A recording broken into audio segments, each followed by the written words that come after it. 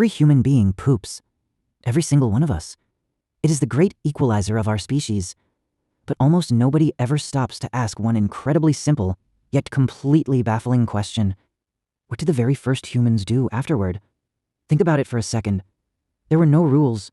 There were no parents sitting you down to teach you. There was no civilization, no books, no plumbing, and definitely no soft 3-ply paper waiting on a roll. No one was there saying, "This is how you clean yourself." So what happened? Did early humans simply do their business and walk away? At first glance, that almost sounds believable. After all, early humans were completely focused on surviving. They were constantly tracking food, escaping massive predators, braving freezing temperatures, and just trying to stay alive for one more day. Who would have worried about something as ordinary and mundane as personal hygiene? But here is the strange part. Those very same ancient humans figured out how to harness fire. They learned how to track and hunt mammoths. They engineered complex stone tools, tailored clothing from animal skins, and found ways to survive in one of the most brutal and dangerous worlds our species has ever known. Could these incredibly intelligent, adaptable ancestors of ours really have just ignored a problem that every single human faced every single day? Or have we completely misunderstood one of the oldest human habits in recorded history? The problem with answering this question is that nobody was there to watch. And quite frankly, nobody wanted to. The first humans did not leave behind instruction manuals. They did not write books about their bathroom habits. They did not carve grand murals into cave walls detailing how they cleaned up. Because of this massive blind spot, for a very long time, scientists simply did not know. Then, the field of archaeology changed everything. But they did not find the answer by digging up ancient rolls of prehistoric toilet paper. They changed the way they asked the question. Instead of asking, what did they use? Researchers started asking a completely different question. What evidence would actually survive thousands of years in the dirt? That single shift in thinking changed the entire investigation. Because sometimes, history does not tell its story through written words or grand monuments. It tells it through clues, tiny invisible clues, hidden deep underground, waiting thousands of years for someone with a microscope to finally notice them. And one of those clues did not just answer the mystery. It created an even bigger, much more fascinating one. The first major clue was not a hunting weapon. It was not a beautiful piece of cave art. It was not even a dinosaur fossil. It was something much, much smaller. Something only a high-powered microscope could reveal. Deep in the soil of ancient human settlements, archaeologists discovered that fossilized human waste, known as coprolites, and ancient latrines still contained microscopic traces of ancient life. Specifically, tiny parasite eggs. Thousands and thousands of years later, those microscopic traces were perfectly preserved. Now, that might sound absolutely disgusting, but to scientists, this was an absolute goldmine. Those ancient parasites could reveal a stunning amount of information. They showed what our ancestors ate, the raw meats they consumed, the specific diseases they carried, and exactly how close together they lived. But here's the catch. Parasite eggs alone cannot tell you what a caveman used to clean himself. They only proved one undeniable fact. People were getting infected, which meant they were coming into contact with waste. But the fact that human settlements were organized with designated areas for waste away from food and water sources proved something else entirely. People were not ignoring the problem. They were highly aware of hygiene. So, researchers had to look somewhere else to figure out the actual tools being used. And that is when they turned to something completely unexpected. Modern hunter-gatherer societies. No, scientists did not do this because these groups are living fossils. They are not, and not because they live exactly like prehistoric humans did. They do not. Researchers looked at these societies to help answer one fundamental question of human engineering. When people do not have modern technology, how do they solve everyday, inescapable problems? The answer they found was brilliant in its simplicity. There was no single invention. There was no one ancient tradition. Instead, there were hundreds of different, highly localized solutions created by different people, living in totally different environments. And suddenly, the great mystery finally started to make sense. Imagine living alongside a flowing river in a warm climate. Clean water is everywhere, constantly moving. Why wouldn't you use it? Water is, and always has been, the absolute best solvent on Earth. Now, take that same human and put them in a region that freezes solid for 6 months out of the year. That water solution disappears overnight. Suddenly, you have to adapt. And adapt is exactly what early humans did. Researchers realized there was never one universal wiping method, because there was never one universal human environment. People solved the exact same problem, using whatever their immediate surroundings offered. In lush, dense forests, broad leaves, soft moss, and flexible plant material were heavily utilized. In colder Arctic regions where plants were scarce, handfuls of soft snow were the perfect, albeit freezing, solution. In dry, arid deserts or rocky landscapes, things got a little rougher. Some ancient cultures used smooth river stones, handfuls of sand, or carefully selected shells. Even seashells were common in coastal communities. So, did the very first humans simply walk away? By now, that seems wildly unlikely. If they had, the bacterial infections, the odors attracting predators, and the severe skin irritations would have been a massive threat to their survival. Nature never gave every human the same answer. It gave them different environments, and humans did what humans have always done best. They adapted to survive. But then, a massive shift happened in human history.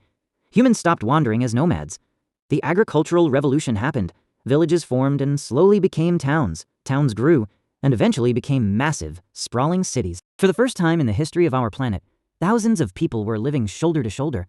And suddenly, going to the bathroom wasn't a private problem you solved in the woods. It was a massive public health crisis. Entire societies had to begin creating engineered solutions. Some of these historical solutions were surprisingly clever. Others were, quite honestly, terrifying. Take ancient Rome, for example. Rome is famous for its architecture, its military, and its gladiators. But their plumbing was a marvel of the ancient world. Many Roman public toilets, called forica, had constant flowing water running beneath them to carry waste away into the Cloaca Maxima, the great sewer of Rome. For their time, that was incredibly advanced engineering. But the strange part came afterward. When a Roman citizen was finished, they did not reach for a roll of paper. Instead, many public toilets featured a sponge securely attached to a long wooden stick. This tool was called a tersorium, and yes, you are thinking exactly what I am about to say. It was a shared sponge. You would use the tersorium to clean yourself, and then you would rinse it in a small gutter of flowing salt water or vinegar that ran along the floor at your feet. Then, you left it for the next person. It sounds absolutely horrifying today, and by modern sanitary standards, it was a fast track to spreading disease. But strangely enough, in the context of history, it was a massive technological leap forward, because for the first time, people were deliberately manufacturing dedicated reusable tools, specifically for human hygiene. But believe it or not, the Roman sponge stick wasn't even the strangest archaeological discovery. We have to travel to ancient Greece for that. The Greeks preferred a method that sounds more like a punishment than personal hygiene. They used small, smooth stones or rounded fragments of ceramic pottery called pesoi. Archaeologists have actually found these ceramic pieces in ancient Greek latrines, and some of them even have the names of enemies carved into them. Yes, the ancient Greeks would literally wipe themselves with the names of people they hated. It is the most ancient form of disrespect known to man. Meanwhile, on the other side of the world, in ancient China, archaeologists uncovered something truly incredible along the routes of the old Silk Road. They dug up wooden and bamboo hygiene sticks wrapped tightly in cloth. These sticks, known as salaka, are nearly 2,000 years old, and for the first time ever, when scientists put these specific sticks under a microscope, they found those familiar parasite eggs. This was a massive breakthrough. Scientists finally had something they almost never get in archaeology: direct, undeniable physical evidence. Not a guess, not a theory, but real proof that ancient people had developed dedicated manufactured cleaning tools. This brings us to a major turning point, because ancient China didn't just stop at bamboo sticks. They are actually the civilization that completely changed the game forever. By now, you might be wondering, when did toilet paper finally arrive to save humanity? The truth is, toilet paper did not suddenly teach humans how to be clean. Humans had already been obsessively solving this problem for hundreds of thousands of years. Paper simply became the newest, most luxurious solution to a very old problem. The first recorded use of paper for bathroom hygiene comes from 6th century China. While the rest of the world was still using sponges, stones, moss, and leaves, Chinese scholar Yan Qi Tui wrote about using paper for personal cleanliness. By the 14th century, during the Ming Dynasty, the Chinese government was mass-producing millions of sheets of toilet paper every year, specifically for the imperial family. These weren't rough scraps either. The emperor's paper was soft, highly absorbent, and even perfumed. It took the Western world centuries to catch up to this level of luxury. In fact, if we look at early American history, the pioneers and colonists were definitely not using soft, perfumed paper. Early Americans famously relied on dried corn cobs. They were abundant, soft enough if soaked, and entirely free. Later, as mass printing became common, Americans switched to old newspapers, catalogs, and the Farmer's Almanac. The almanac even came with a hole pre-drilled in the corner, so you could easily hang it on a nail inside your outhouse. It wasn't until 1857 that a man named Joseph Gaiety invented the first commercially packaged toilet paper in the United States. He sold it as a medical product, soaked in aloe, to prevent sores. And it wasn't until the 1930s that companies could finally advertise their toilet paper as being splinter-free. Think about that. Before the 1930s, getting a wooden splinter from your toilet paper was just a normal risk of going to the bathroom. Even today, in our modern world, the story hasn't ended. Billions of people across Europe, the Middle East, and Asia completely reject toilet paper, viewing it as unhygienic compared to the modern bidet. They still clean themselves with water, exactly as our earliest ancestors would have done by the river, just upgraded with modern plumbing. So, did the first humans simply walk away? Almost certainly not. When you look at the evidence, from the microscopic parasite eggs to the freezing snow of the Ice Age, from the Roman sponge sticks to the Greek ceramic stones, and all the way to the perfumed paper of the Ming Dynasty, a beautiful truth emerges.